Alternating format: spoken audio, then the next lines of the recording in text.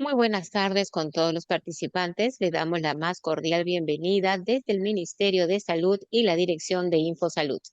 El día de hoy, siguiendo con el ciclo de telecapacitaciones, vamos a tener la telecapacitación cuyo tema es negociación colectiva.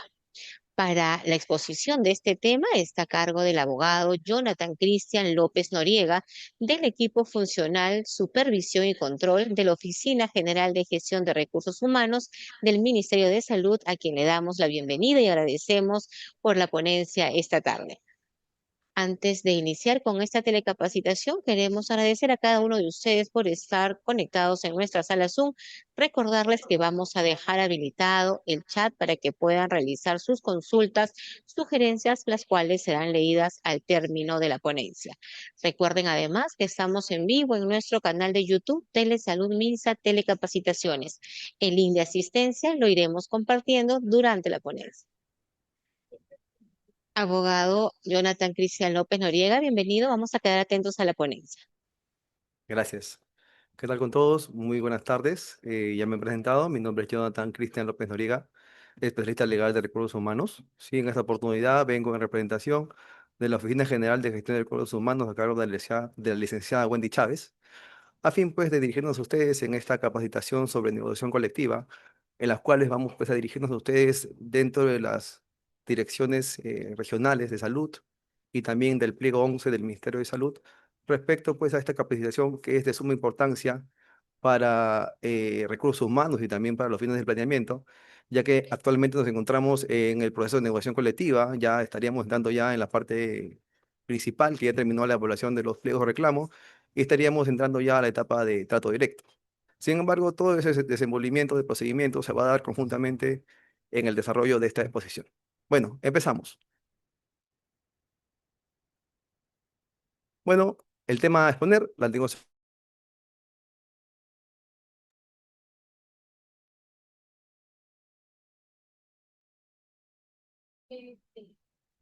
A ver, definición, ¿no? ¿Qué es la negociación colectiva? Como la mayoría sabemos y ya somos nutridos en la información, es un derecho fundamental consagrado en la Constitución Política del Perú, junto con la libertad sindical y derecho a huelga. Es un derecho que consagra, pues, esta necesidad que tienen los gremios sindicales para poder acceder a mejoras, ya sean económicas, de remuneraciones o condiciones de trabajo, sean o no con una incidencia económica. Además, negociación colectiva es un proceso de diálogo y acuerdo entre empleadores y sindicatos para definir aspectos salariales y condiciones de trabajo. Actualmente, dando ejemplos, podemos entender que en algunas entidades públicas del Estado, específicamente, pues podemos decir en el MINSA, en recursos humanos, o netamente en el pliego 01, Administración Central, vemos que hay condiciones de trabajo como movilidad, alimentación, uniforme, entre otros, ¿no? Los cuales pueden ser pedidos a través de la negociación colectiva, siempre y cuando pues, se respete los presupuestos que se dan para poder negociar. La ley o base legal que regula la materia es la Ley 31188, Ley de Negociación Colectiva en el Estado Estatal. También está desarrollado en sus lineamientos de la ley aprobados por el Decreto Supremo 008-2022-TR.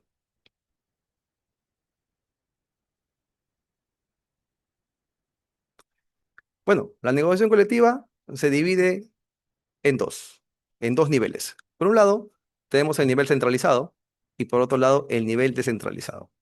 El nivel centralizado, como dice indica la diapositiva, está dirigido a los servidores cuyas compensaciones se regulan por los regímenes laborales generales. Tenemos el 276, el 728, el 1057 más conocido como CAS, entre otros que pueden haber como el régimen civil, ¿ya? Y este producto negocial se acogen a nivel nacional a todos los servidores del Estado. En este tipo de negociación tenemos sujetos que participan en esta. Por un lado, la representación empleadora y por otro lado, la representación sindical. Según la norma, tenemos 21 representantes elegidos y encabezados por la PCM, por la Presidencia del Consejo de Ministros, en las cuales ellos actualmente escogen a representantes, por ejemplo, con el Ministerio de Trabajo, como el MINSA, entre otras entidades que participan en esta negociación. Por la parte sindical, tenemos también 21 representantes de las 5 confederaciones más representativas. Y cuando hablamos de confederación representativa, hablamos de confederaciones que tengan una cantidad mayor de afiliados en su confederación. ¿Y quién se encarga de ver este tema para desarrollar o indicar quién es las 5 conferencias más representativas? Eso se hace a través de los sistemas del Ministerio de Trabajo y Promoción del Empleo, a través del Plan Militar Registro, que hay un ítem para ver los agremiados a las confederaciones y en base a esos data que cuenta el Ministerio de Trabajo, se puede indicar quiénes son las 5 confederaciones más representativas, es decir, las 5 confederaciones que agremian la mayoría de afiliados a nivel nacional. Por otro lado, tenemos el nivel descentralizado, ¿no? Este se divide en 3 ámbitos. Tenemos el ámbito sectorial, el por entidad pública y el territorial. Por el ámbito sectorial, este está dirigido a los gremios sindicales que cuentan con afiliados de las carreras especiales del sector. Puede ser en estos 2 supuestos que maneja la norma, o el sector salud o el sector educación. Por otro lado, tenemos el ámbito por entidad pública, que está dirigido a los gremios sindicales, cuyas remuneraciones se regulan por los regímenes laborales generales. Como el dato indique, tenemos pues el objeto legislativo 76, tenemos el decreto legislativo 728 y el 1057, que es el CAS, ¿no? En este caso, sería de una entidad, una unidad ejecutora. Y por otro lado, el último es el ámbito territorial, que comprende a los servidores de las municipalidades distritales ubicadas geográficamente dentro de una misma provincia. Niveles y ámbitos de negociación colectiva utilizados en el sector salud, ¿no? En este caso, en el sector salud, ya sean pues las direcciones generales de salud o las direcciones o las gerencias regionales de salud y sus unidades ejecutoras, vamos a ver 2 tipos de negociación. Por un lado tenemos la del sectorial y por otro lado tenemos la de entidad pública. La sectorial está dirigido a los servidores de las carreras especiales del sector salud, pero no necesariamente es solo a estos tipos de profesionales. Estos profesionales tienen que tener reguladas sus compensaciones bajo los alcances del decreto legislativo 1153, ¿sí? Porque también podemos tener personal de la salud, pero que está regulado bajo el régimen CAS. Ese personal se regula en otro tipo de nivel y ámbito de negociación colectiva. En este caso particular, en el cual participa el Ministerio de Salud, tenemos solo a las carreras especiales de cuyas compensaciones se regulan por el decreto legislativo 1153. Ahora, ¿quiénes son los sujetos de la negociación colectiva? Tenemos por un lado a la representación sindical, ¿no? Según norma, esta representación sindical puede ser integrada entre 3 como mínimo representantes hasta 14 representantes.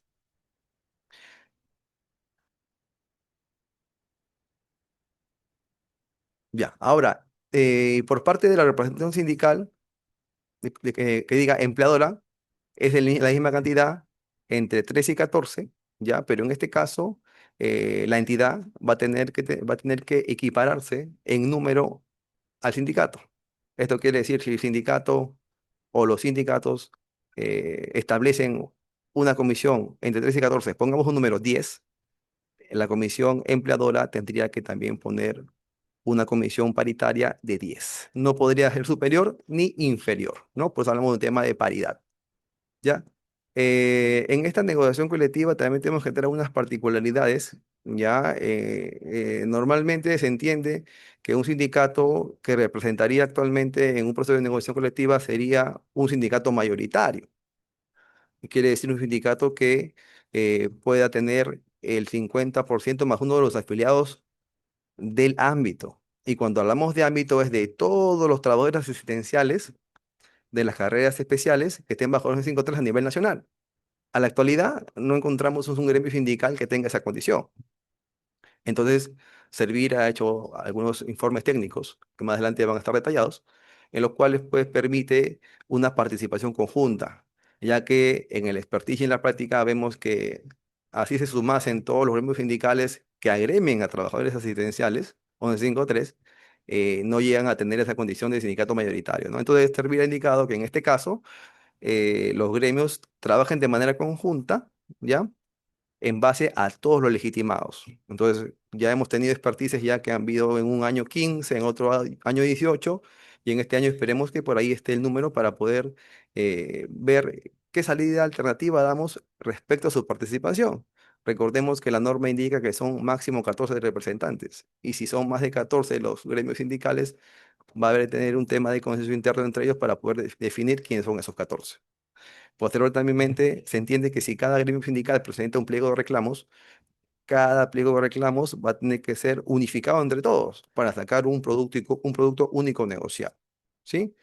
Ahora, esa negociación, como ese momento indiqué, tiene particularidades. En el sector salud existen sindicatos mixtos, ¿no? Sindicatos que agremian tanto administrativos, CAS, 276, 1153, que son los asistenciales. Entonces, en esta oportunidad, ellos van a poder participar en la sectorial, pero solo van a representar a los trabajadores que tengan la condición de carreras especiales y tengan sus compensaciones bajo el decreto legislativo 1153. ¿Ya? Eh, bueno, pasamos al siguiente ámbito. Tenemos el ámbito por entidad pública. Ya esto está dirigido a los servidores cuyas remuneraciones se regulan por los regímenes laborales generales. Tenemos el 276, tenemos el 728, el 57 como hemos indicado. También tenemos acá en esta oportunidad también los sujetos de la negociación colectiva. En este caso es la misma regla, entre 3 como mínimo y 14 como máximo. ¿Ya? Si en una unidad ejecutora hay un solo sindicato, el sindicato que va a tener la representatividad sin necesidad de llegar a mayoritario. Pero si tenemos más de uno, dos, tres o cuatro o cinco gremios sindicales y ninguno de ellos llega a ser mayoritario, va a tener que hacerse nuevamente la figura de una representación conjunta.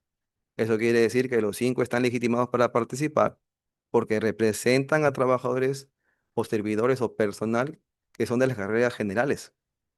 Entonces, en esta oportunidad van a tener que también formar una comisión negociadora como representación sindical entre 3 y 14. También van a tener que unir los pliegos de reclamo para sacar un producto único. ¿Sí? Ahora, lo propio también tiene que hacer la representación empleadora, la cual va a tener que hacer tener en cuenta la representación en la misma cantidad, ya que como hemos indicado hace un momento, hablamos de una comisión paritaria. Ahora, acá hay un pequeño detalle que está en los particulares que tenemos que tener en consideración, porque entendemos que en las regiones o en algunas unidades ejecutoras no contamos con el tope máximo de representantes que tengan esa condición, ¿no? De cargo de confianza o directivo, porque debemos entender que los representantes por parte de la entidad o por parte del empleador tienen que tener la condición de directivos o cargos de confianza. Entonces, pongamos un ejemplo, que el sindicato presente un proyecto de negociación colectiva por entidad, sea legitimado, ¿ya? Y después de legitimado me presenta a 10 representantes. Entonces, en ese caso, si el empleador o la entidad o la unidad ejecutora solo cuenta con 8, entonces no podría haber la paridad. Entonces, al no poder haber la paridad, se tendría que conversar con el gremio sindical en un espacio de diálogo para pues plantear la reducción del número de representantes por parte del gremio sindical, ya que la entidad o la unidad ejecutora no va a poder contar con la paridad, ya que no cuenta con más funcionarios con esa condición de cargo de confianza o directivo.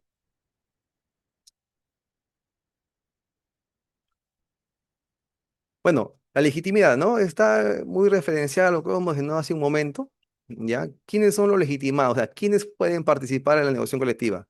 Tanto sectorial, de ámbito sectorial, como por ámbito de entidad pública. En el caso del sector salud, los que van a participar son los gremios sindicales, ¿ya? Que puedan agremiar a los trabajadores asistenciales que reciban o perciban sus remuneraciones o compensaciones bajo los alcances del decreto legislativo 1153, ¿ya? También, en esta oportunidad, si hay gremios sindicales que están representados por federaciones o confederaciones, es decir, gremios sindicales de grado superior. En este caso, si se presenta la federación al que está afiliado, si el sindicato también se presenta, habría una doble representatividad y simplemente no podría participar la organización sindical porque ya estaría representada por el gremio sindical de grado superior, ya sea esta una federación o confederación. Por parte de la entidad, los gremios a convocarse para este tipo, o legítimos, ¿no? Para participar en la negociación colectiva, son las organizaciones sindicales que afilien a los servidores de los regímenes laborales generales. ¿no? Tenemos nuevamente al 276, 728, 756, entre otros, ¿no? También tenemos ahí el régimen civil, pero siempre de una entidad. ¿Ya? Ahora tenemos informes técnicos que podemos mencionar para que ustedes puedan revisar en el tema de sus conclusiones, en la cual señalan este tema respecto al sindicato mayoritario, que es el 50% más uno. También hay informes técnicos sobre el tema de la representación de un sindicato de grado superior, sobre el alcance también de la negociación sectorial, en la cual están llamados a participar los trabajadores asistenciales que perciben sus remuneraciones bajo los alcances del decreto legislativo 1153. Bueno, el procedimiento, ¿no? El procedimiento se divide en etapas. Ya tenemos la etapa de trato directo, la etapa de conciliación y la etapa de huelga o arbitraje.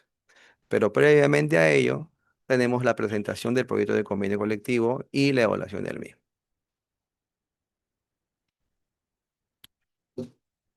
Bueno, la presentación es en base a un tema de plazos, ¿no? La presentación de los pliegos o proyectos de convenio colectivo se puede presentar a partir del 1 de noviembre del 2025, tomando en consideración que estamos en un ejemplo de una negociación colectiva 2026-2027. Se puede presentar a partir del 1 de noviembre de 2025 hasta el 30 de enero de 2026, ¿no? Siempre y cuando en esta presentación se cumplan los requisitos del artículo 12 de la Ley 31188, que son requisitos básicos formales de los cuales se tienen que presentar dentro del proyecto de convenio colectivo, ¿no? Como son el nombre de la entidad a que se dirige el pliego, su domicilio de la entidad, el número de registro sindical, que es el ROS por parte de los gremios sindicales, el nombre de nominación, la comisión negociadora, firma de los representantes de la comisión negociadora y el proyecto de convenio colectivo, ¿no? Esos son los requisitos básicos. Si ustedes cuentan con esos requisitos básicos, ya pasaría a la primera etapa, que es la formal, y pasarían a revisar los temas de fondo, ¿no?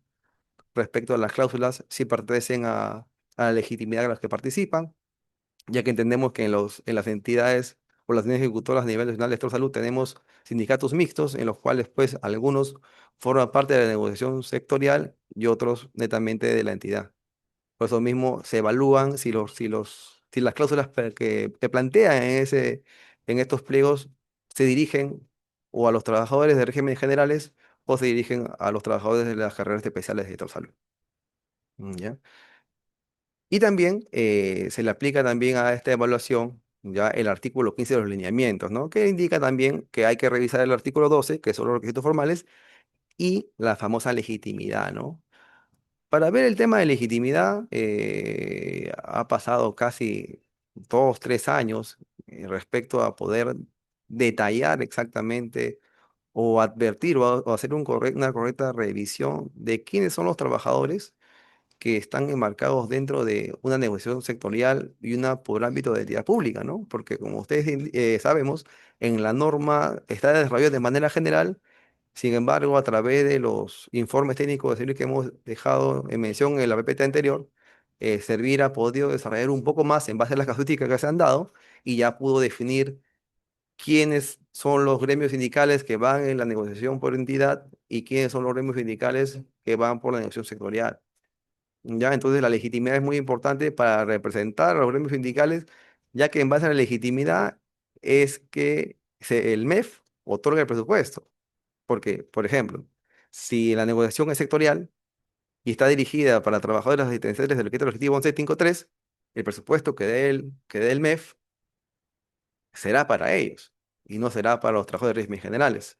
Y cuando tú estés en una negociación por entidad pública, el presupuesto que dé el MEF va a ser para los trabajadores de los regímenes generales de la entidad.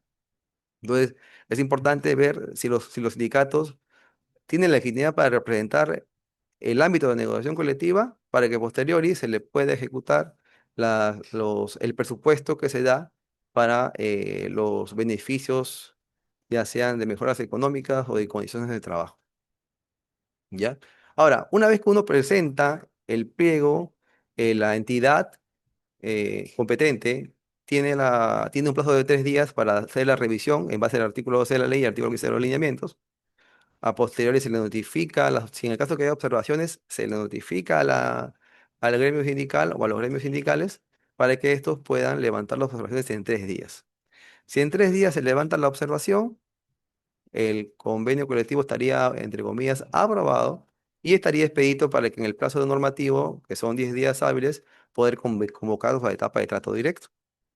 De otro lado, en el caso que observan que no puedan absolver correctamente las observaciones o que pasado el plazo no presenten alguna subsanación al respecto, lo que corresponde es tener por no presentado el proyecto de convenio colectivo y queda abierta la posibilidad de que el gremio sindical nuevamente pueda presentar su pliego.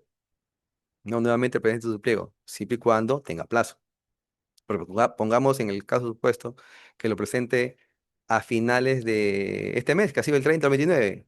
Ya en el caso que sea, téngase por no presentado, ya no va a tener la oportunidad de volver a presentarlo porque el plazo ya venció el día del 30 de enero de este año. ¿Ya? Ah, una vez que el convenio colectivo ya está aprobado, es decir, si ingresa y está correcto, tengo un día hábil siguiente para poder poner la información del convenio colectivo en el aplicativo AIRS. ¿Ya? Respecto al tema del aplicativo AIRS, se recomienda ingresar a la página web del MEF, donde hay tutoriales, hay videos de cómo hacer el ingreso al, eh, al aplicativo AIRS y poder registrar solo los convenios colectivos que tengan cláusulas con incidencia económica, porque lo que busca este sistema es poder hacer un mapeo del presupuesto que está pidiendo cada gremio sindical en los pliegos de reclamos y sacar una idea de cuánto va a presupuestar respecto también al presupuesto que se maneje para atender los gremios, para atender los pliegos de reclamos.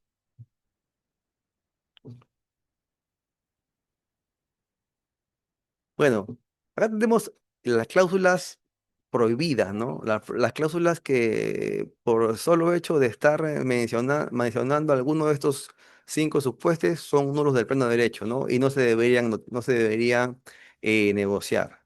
En este caso, ya hemos tenido también varias capacitaciones por parte de Servir y lo que Servir recomienda es que como estos temas algunas veces eh, pueden ser objetivos y por un lado también subjetivos, entonces, para no entrar en la subjetividad de evaluar que esto sí o esto no es prohibido, Servir recomienda que se comuniquen con ellos para que tengan una asistencia técnica. ¿Ya? Esta asistencia técnica, tener un conversatorio, plantear qué cláusulas ustedes piensan que no deberían negociarse porque son prohibidas y van a ser nulas a futuro y podrían ustedes pedir a este correo que está en la pantalla, sistema rh@servir.gov.p, y con ellos podrían evaluar conjuntamente la pertenencia o no respecto a si la cláusula es negociable o no negociable, o está prohibida o a futuro va a ser nula. Entonces, es importante que si tienen criterio, una vez que tengan criterio, crucen esa información con Servir para que a futuro en la negociación tengan un sustento y poder pues desarrollarlo esto los gremios sindicales entiendan que en esta oportunidad, con la ley 31188 y con los lineamientos, no se podrían suscribir este tipo de acuerdos o peticiones. La etapa de trato directo, ¿no?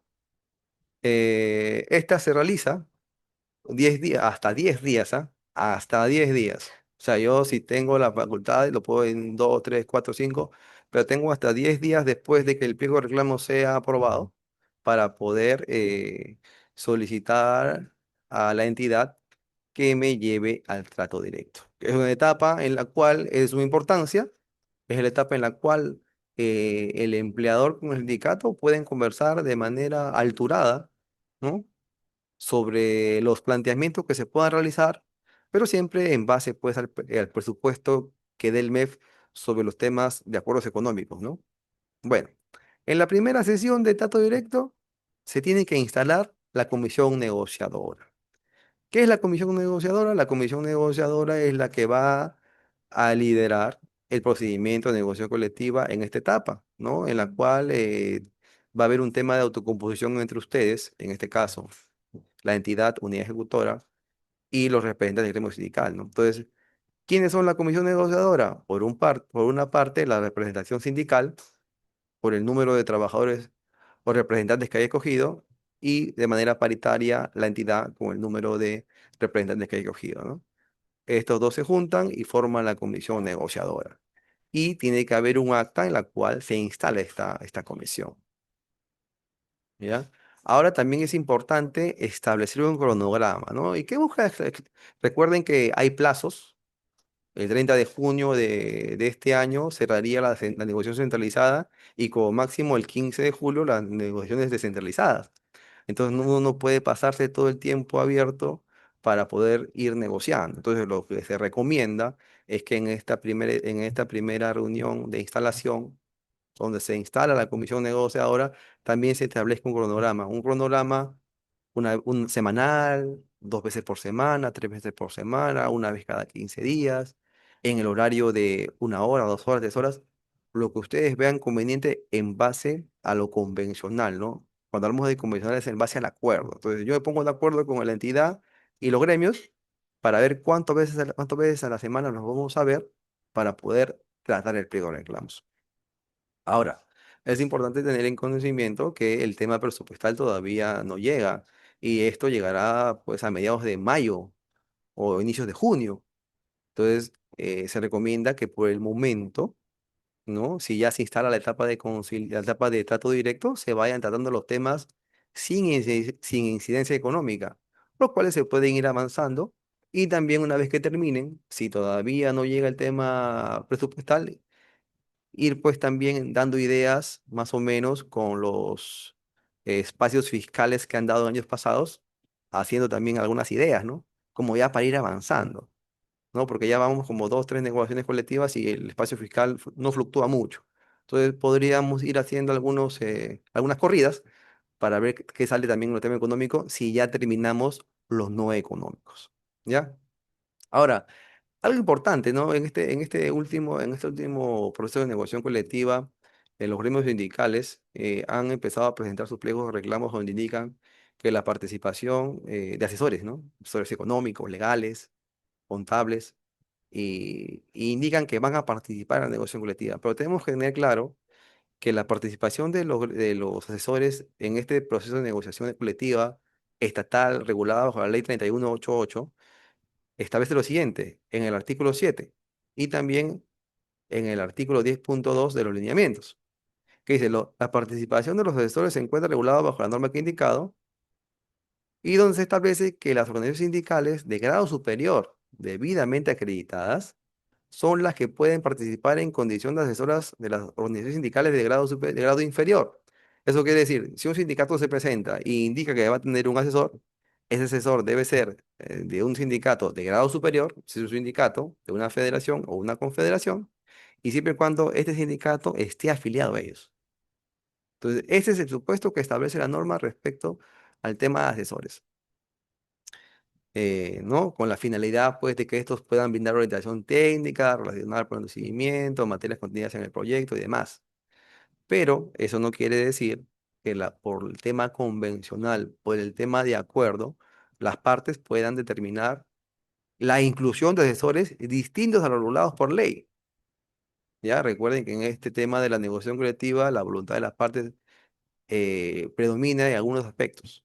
Entonces, si las partes o una de las partes, pongamos de ejemplo, el sindicato indica, quiero traer a la negociación colectiva un abogado, quiero traer un economista para ver estos temas legales o presupuestales, entonces el sindicato lo sugiere, se conversa en mesa y si se acuerda, podría entrar un representante externo, un asesor, no regulado por la norma, entrar a tallar y poder tener la misma finalidad, brindar orientación técnica, relación al procedimiento y materias contenidas en el proyecto. Pero en ningún momento se va a poner o se va a poder superponer a la parte. ¿Qué quiere decir? En que tome decisiones, en que plantee propuestas. Simplemente es una asesoría técnica. ¿Ya? Eh, bueno, la etapa de trato directo culmina con el acta de no acuerdo o la suscripción de producto único. Y hay que dejar en claro algún tema, ¿no? Con el tema de producto único y con la praxis que se ha venido dando. Cuando hablamos de producto único es que Si en la etapa de trato directo yo firmo un producto único, ese producto único cierra todo el pliego. ¿Qué quiere decir? Que no me da opción a yo ir a otra instancia a reclamar algo que yo no estuve de acuerdo. Pongamos un ejemplo, son 10 cláusulas. 5 cierro acá en el dato directo y digo, ya, fírmame 5 un acuerdo parcial y 5 yo me llevo a la conciliación. Imposible. ¿Por qué imposible? Porque la norma ahí indica suscripción de un producto único. Es decir, si yo me pongo de acuerdo en el pliego de reclamos, en la etapa de trato directo, yo cierro todo. Ahora, si yo quiero irme a la conciliación, dejo los preacuerdos y con todo me voy a la etapa de conciliación. No hay acá acuerdos parciales, lo cual sí se estila en la relación o en la regulación privada. Se puede, son 10 cláusulas, 2 cláusulas cierre de trato directo, 2 cláusulas más en conciliación y las otras 6 las llevo a arbitraje o a huelga. Se puede en el tema privado, pero en el público no. En el público indica que se tiene que distribuir un producto único, así que si no se llega a un acuerdo en la etapa de trato directo, así hayan acuerdos parciales, todo eso pasa a la etapa de conciliador, a la etapa de conciliación para volver a tratarse. ¿Ya? Entonces hay que tener en cuenta ese tema. No hay productos a medias, ni productos parciales. Se cierra todo o si no se pasa a la otra etapa con todo el pliego por negociar.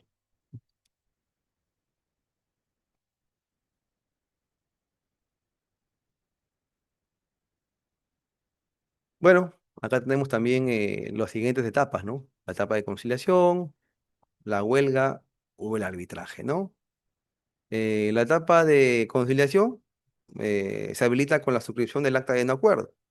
¿Eso qué quiere decir? Cuando hablo de un acta de no acuerdo, son las cláusulas en las cuales no nos hemos puesto de acuerdo. ¿Qué quiere decir en la redundancia? Todas las cláusulas que yo he tratado y cada uno tiene una posición. Pero ¿qué haríamos también con esas cláusulas preacordadas y que están acordadas?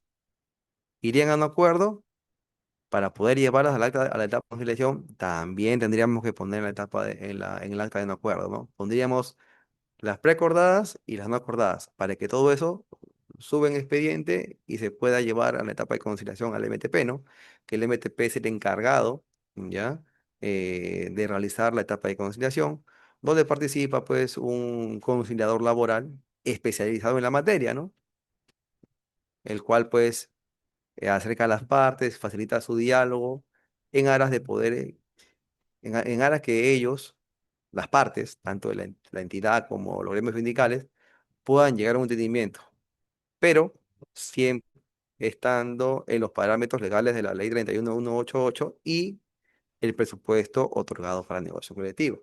¿Ah? No quiere decir que porque me voy de la etapa de trato directo a la conciliación, las reglas cambian, es la misma regla. Los parámetros de la ley 31188 y el tema de los temas remunerativos bajo los alcances del presupuesto que otorgue el MEF para este proyecto o para este pliego de reclamos.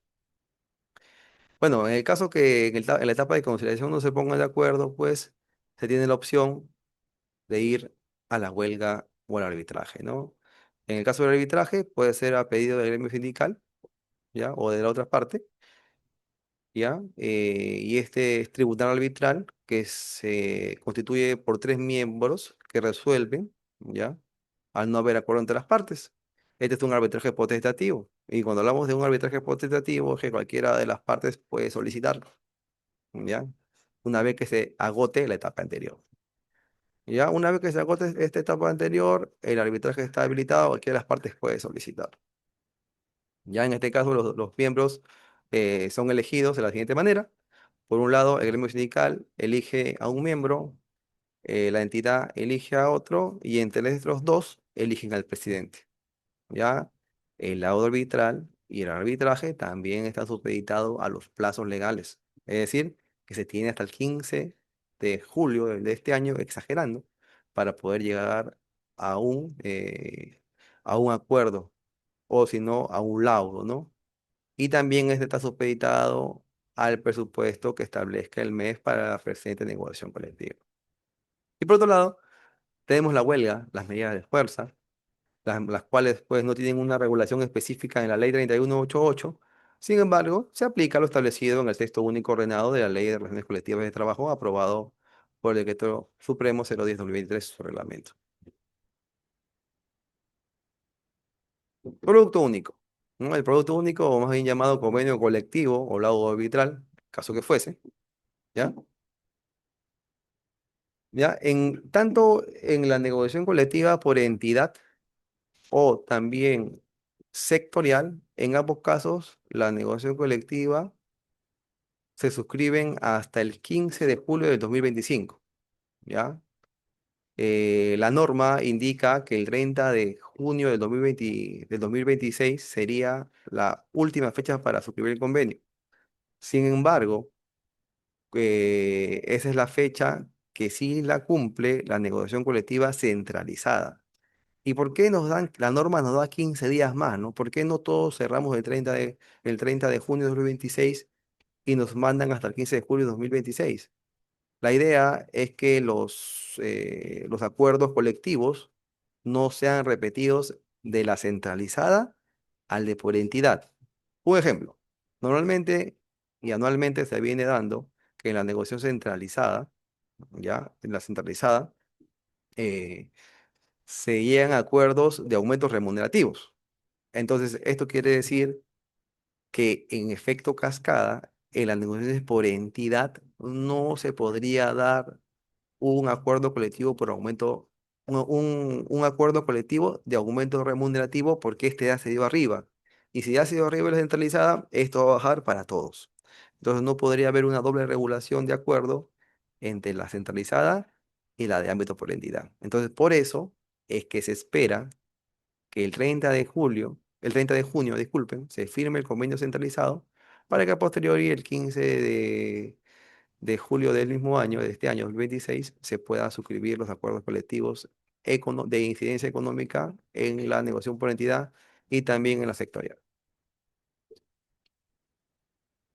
Importante tener en consideración para la suscripción del convenio colectivo, no simplemente basta con con el espacio fiscal que otorga el MEF, ¿no? Ya también se tiene que tener en consideración que los fines de planeamiento, conjuntamente con recursos humanos y en algunos casos administración, tienen que realizar el tema de las dos fuentes de financiamiento, ¿no? Hay dos fuentes de financiamiento para el proceso de negociación colectiva. Por un lado tenemos el espacio fiscal del MEF y por otro lado tenemos la reprogresión del APM, ¿no? Con estos dos insumos, lo que se busca obtener es un informe de viabilidad presupuestal, el cual va a conllevar que los acuerdos económicos que se lleguen a suscribir se puedan ejecutar en el siguiente año fiscal. Si no se hace este informe de viabilidad presupuestal, va a ser casi imposible que el presupuesto que te ha dado el MEF, y si has podido sumarle repriorización de APM, que es la asignación presupuestaria anual, sean ejecutados en el próximo año, ¿no? Sin informe de viabilidad, todo el proceso que hemos hablado de acá para atrás, respecto a los temas económicos, no van a ser viables y no se van a poder ejecutar. Entonces hay que tener en consideración este tema respecto al tema del informe de viabilidad presupuestal que es elaborado por los fines del planeamiento de cada unidad ejecutora, del presupuesto de planeamiento de cada unidad ejecutora, tomando como base, pues, la reproducción del APM y el espacio fiscal del MEF.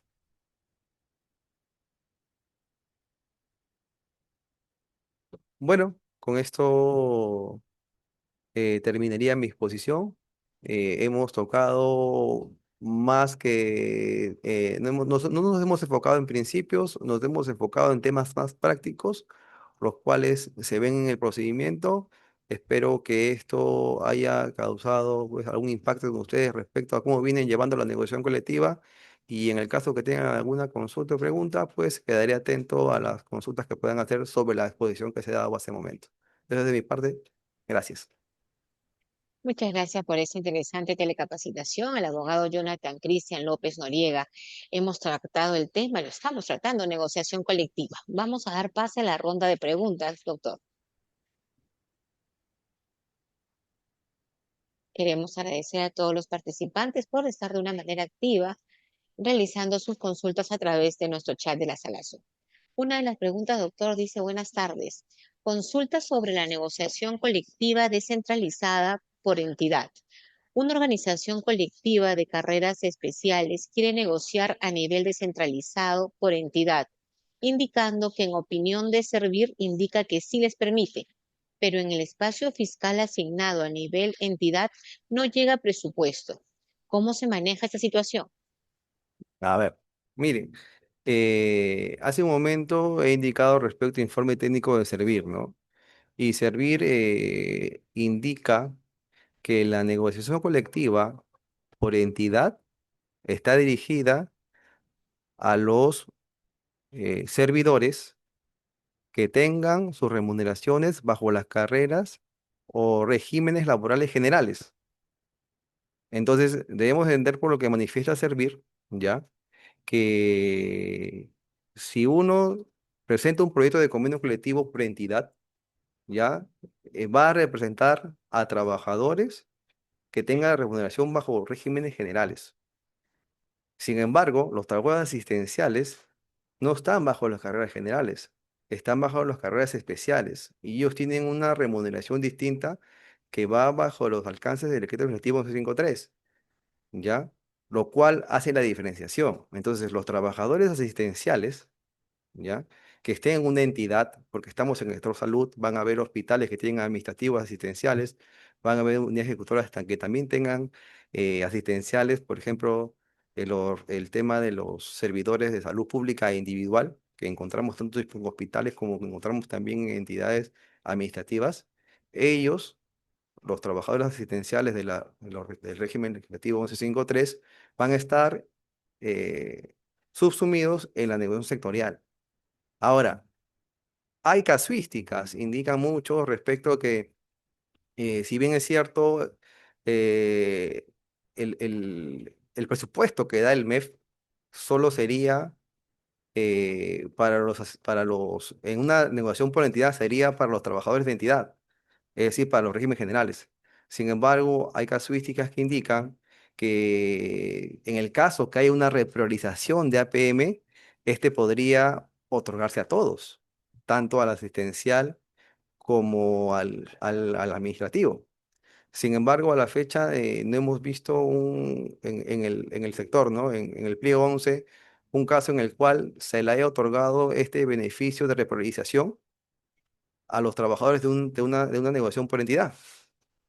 Entonces, de ese símil que hago, entiendo que a la fecha solo se podría distinguir una negociación por entidad para regímenes generales y una negociación eh, de trabajadores de las carreras especiales para una negociación sectorial. Fuera de que dentro de una entidad también hay trabajadores asistenciales que se les podría extender las cláusulas sin incidencia económica, ¿no? Pues le digo, sobre eso hay una casuística, pero en reglas generales, los asistenciales se van a la sectorial, 1153, y los regímenes generales a la negociación por entidad. Muchas gracias por la respuesta. Vamos a ir con otra de las preguntas. Dice, de una vez registrado el acta de convenio colectivo en el aplicativo AIRS 2025-2026 y se encuentra en estado envío, consulta, ¿cuál es el siguiente procedimiento? Después de registrar el... No copié bien. ¿Es sobre el registro AIRS? Sí, en el aplicativo AIRS 2025-2026 han registrado el acta de convenio colectivo en este aplicativo. Se encuentra en estado envío. Consulta. ¿Cuál es el siguiente procedimiento? Bueno, al respecto, pues creo que es una consulta más dirigida a la parte de presupuesto y planeamiento, ¿no? Nosotros como área de recursos humanos terminamos el procedimiento en el registro de las cláusulas de conciencia económica. Muchas gracias por esta aclaración.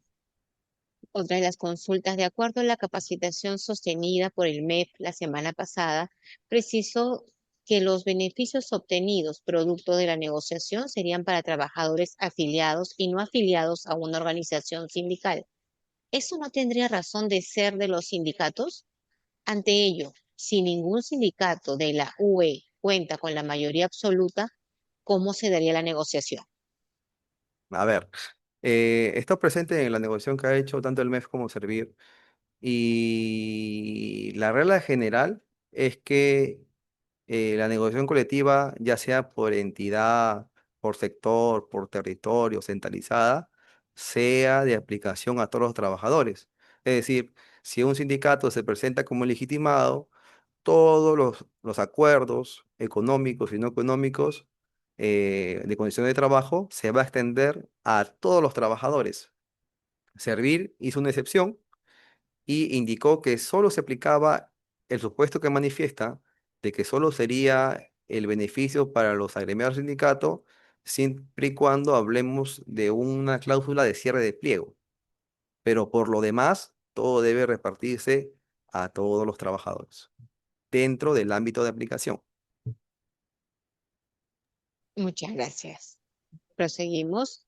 Buenas tardes. La consulta es, ¿qué pasa si no han cargado al sistema el acta de negociación e informe de viabilidad presupuestal? ¿No han cargado el informe o no lo han elaborado? Dice, si no han cargado al sistema el acta de negociación e informe de viabilidad presupuestal. Bueno, esa sería una pregunta más para el MEF, ¿no? Pero a criterio puedo indicar que en el caso que no se haya registrado el informe de viabilidad, tendría que haber una suerte de subsanación, ¿no? Pero si no se ha elaborado el informe de viabilidad presupuestal, como dije en su momento en la exposición, no tendría pues ni pie ni cabeza el acuerdo colectivo en base a cláusulas de incidencia económica, ¿no? Pero vuelvo a repetir, en esta oportunidad lo que podrían hacer es comunicarse con el sectorista del MEF en su unidad ejecutora para que les dé una alternativa respecto a si esto se puede subsanar o no. Pero en el caso que no se haya podido elaborar eso y se haya firmado un acuerdo con incidencia económica, yo creo que ese convenio en relación al tema presupuestal no tiene buen futuro. Muchas gracias por la respuesta. Vamos a continuar, dice una de las preguntas. Son 2 años consecutivos, 2024 y 2025, que el MEF no da luz verde para poder ejecutar el gasto en las unidades ejecutoras a nivel nacional y se quedan al final con el dinero que nos costó en la negociación colectiva. Cada año nos van quitando y ¿qué hacen con ese dinero? ¿Por qué no devuelven a la unidad ejecutora para cumplir con el convenio colectivo? Es uno de los comentarios. Bueno, hace un momento indiqué y recalqué mucho sobre el tema del informe, ¿no? Del informe de viabilidad presupuestal. Bueno, normalmente hemos visto casuísticas a nivel nacional acá respecto a las regiones y algunas unidades ejecutoras del propio pliego, que en años pasados no han podido obtener el visto bueno, ¿no? O luz verde para poder ejecutar el presupuesto que da el MEF por cada PEA a nivel de unidad ejecutora por no haber elaborado este informe de habilidad presupuestal, ¿no? No se elaboró, no se presentó, y eso hace que el MEF, eh, fuera de que el presupuesto esté latente para ejecutar, al fin y al cabo no se pueda poner a disposición del pliego o la unidad ejecutora y poder pues desembolsar ese beneficio económico a los trabajadores, ¿no? Pero más que todo es un tema procedimental. Sería bueno que también las unidades ejecutoras conjuntamente eh, con el MEF haga algún tipo de capacitación, ¿no? Respecto a esta etapa que es muy importante, ¿no? Si bien es cierto, tú puedes seguir todas las etapas, todas las formalidades hasta la suscripción del convenio colectivo, pero lo que viene después y las formalidades respecto al tema del presupuesto, respecto al tema del informe de viabilidad presupuestaria y los requisitos que pide el MEF, un requisito falta o no se hizo conforme a ley o dentro de los plazos, lamentablemente todo lo que se hizo en el procedimiento ya está desechado, ¿no? Por eso mismo sería bueno que ustedes se pongan en comunicación con el MEF para que se pueda dar una capacitación.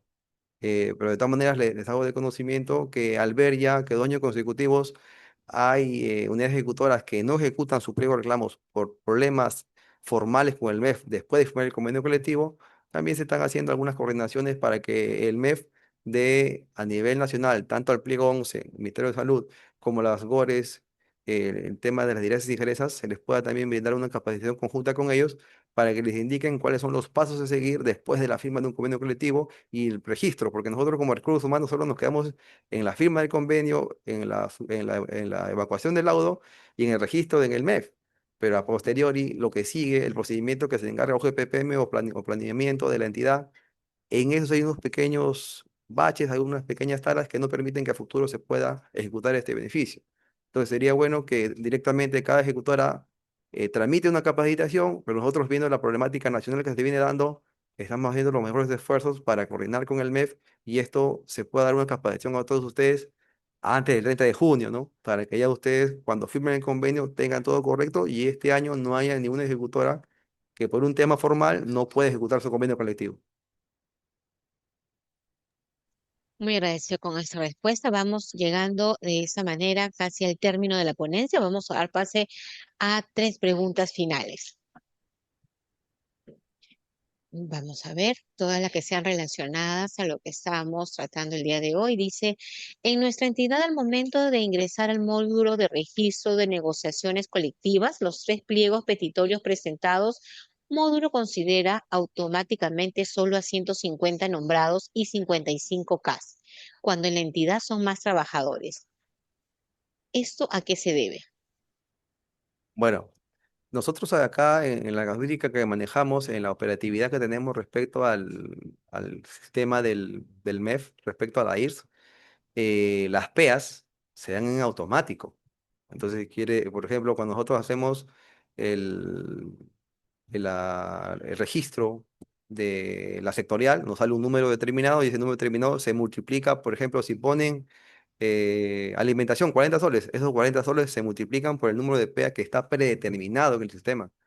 Entonces, lo que hay en este momento es que el MEF ha predeterminado que la PEA para la negociación colectiva, me supongo que es por entidad, solo son ese número. Ahora, si no hay una concordancia, deberían comunicarse con el MEF para hacer una actualización, porque en base a esa PEA es la que a futuro se va a entregar el presupuesto para cada trabajador. Y si no son 140 y son 150 pongamos, 10 se van a quedar sin presupuesto respecto al monto que del MEF en esta negociación 2026.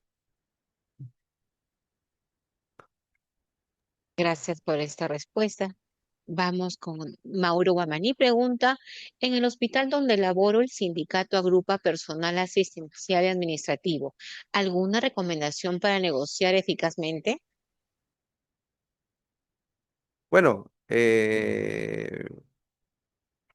disculpen que siga indicando el tema de la casuística, ¿no? Lo que pasa es que esto, lo que indica usted, también se ha reflejado en la unidad ejecutora 01, administración del MINSA, ¿no? Tenemos sindicatos que son mixtos y también tenemos sindicatos que son mixtos, pero que la mayoría de sus trabajadores son asistenciales.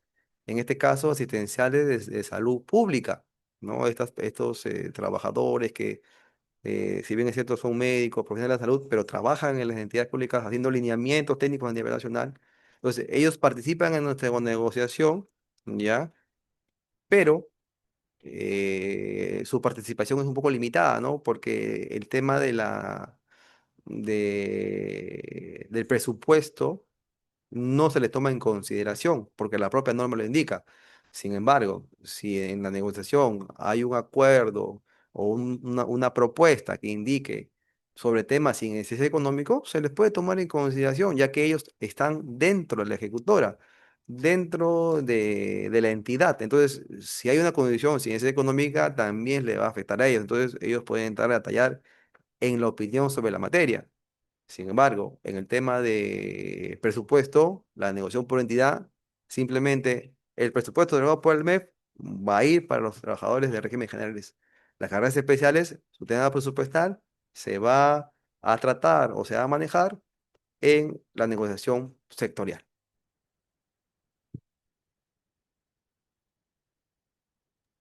Muchas gracias por esa respuesta. Y para finalizar, vamos a hacer la siguiente consulta. Dice aquí, en la institución donde laboro no cuenta con sindicatos. ¿Qué se hace al respecto? No cuenta con sindicatos.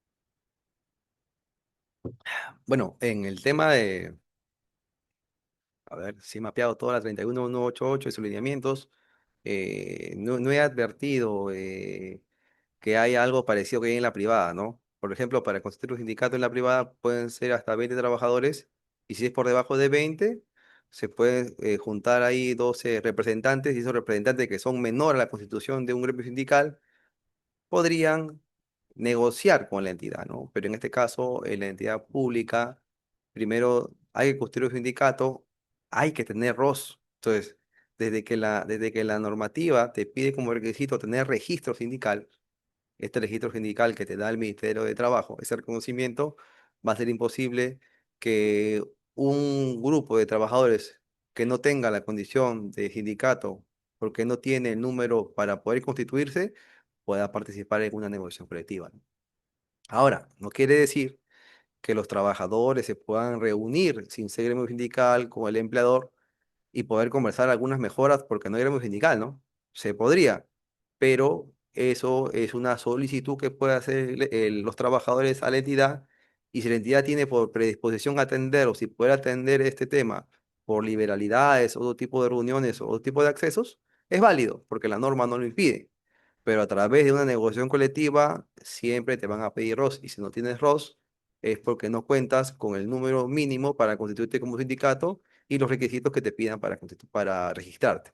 Entonces, la respuesta clara, no se podría negociar dentro del ámbito de la negociación colectiva de la ley 31188.